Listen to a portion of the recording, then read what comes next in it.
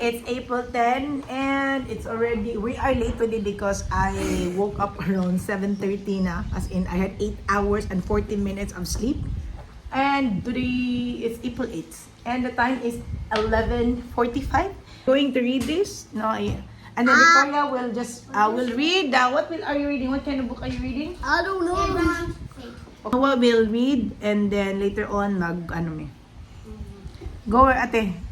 So little by little every day 1 hour 2 hours. Okay, that will help their fun like during class. So we'll have habit of studying or reading. So right now I'm letting Noah write his name properly. Your name? Two. Yeah, today with Noah, we are going to the sight words. Sight words. Okay, read again. After the girl Okay, this one. Lisa's friend asked if Lisa knew the girl she had just ordered. Look at the first letter. Very good. To be nice, always remember that the true Christian should never be Very rude. good. Be nice. I will ask you later. So you don't have to, you just have to You'll just do it 10 times. keep reading. Go. She be nice. Always remember Said. that a true Christian should. Ate, you sit down. So right now, I'm teaching Noah to write letter S and he's getting better. So go.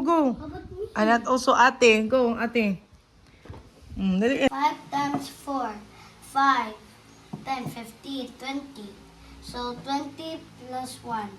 20.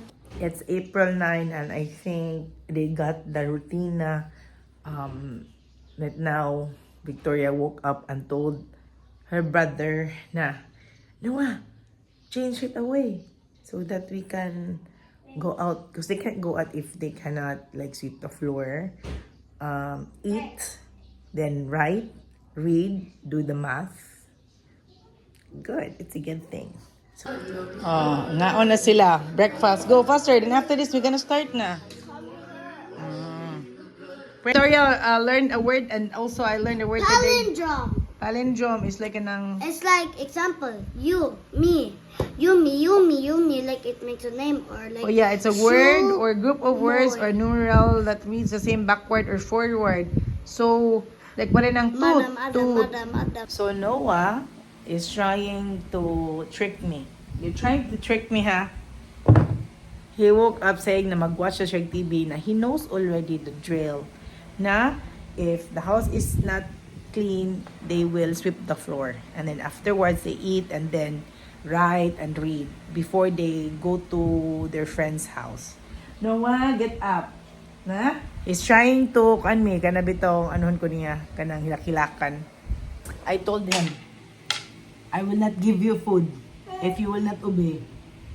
Ni barog, di ba? Pagkaon na dyan nagkuha na ng bataa. Come on. Hungry. Okay, I have food na. Come on. April 10 and back to our usual routine. They won't be sleeping, they won't be sweeping the floor because they already cleaned last night. So, today, Victoria woke up at almost 10. And her friends were already there waiting for her. So she prefers to read now 10 stories, short stories lang. Then Noah prefers to eat first. Boy, then girl. The one who likes food and the one who wants to go out. So now, it's another day. While Victoria is reading, I am going to cook. And while Noah is eating. Noah, make it fast. Because did you kagawas dayon? Kagad kayo mag-issues pag karungan Noah. Imong sinuotan. Then Chen led So today, Noah will keep on practice O because O is the one kuno makakontrol sa imong hand. Pagdali Noah. It is April 18 and yesterday I had my check-up for my knee and definitely yung knee ko needs to rest. I'm gonna be using this as always, the chair because I don't have cane muna. So for 2 days we were out, so the house is not clean. May mga tambak na mga hugasin and mga things on the floor and everything. So this is one of the reasons why I teach my kids to do household chores, because when I am sick or we are sick, they will be able to know what to do, or I can tell them what to do, then they will do it. So today, Noah will wash the dishes with my supervision. I will wash it first, and then Victoria will be the one cleaning the floor and arranging. Oh, pagtaro net Noah. Very good for removing the couch. If you don't say very good to me, like Sige. Go. Noah, help! Sige na, so that we will eat na. Finish that. Oh, no. Sige na. Did you sweep the room, ate? E. Okay, how about this one? E and A? E. Okay. E and Y? E. I and E. I. Okay, very good. Y? I. Very good. Pantay, ha? Okay, read. This one. Fly. B. I and E. Pie. Sky. Very good. E and A is? Chair. No. Diba? So, E and A is? Oh, look at E and A is? A. E. Seat. This one? Fly. Sheep.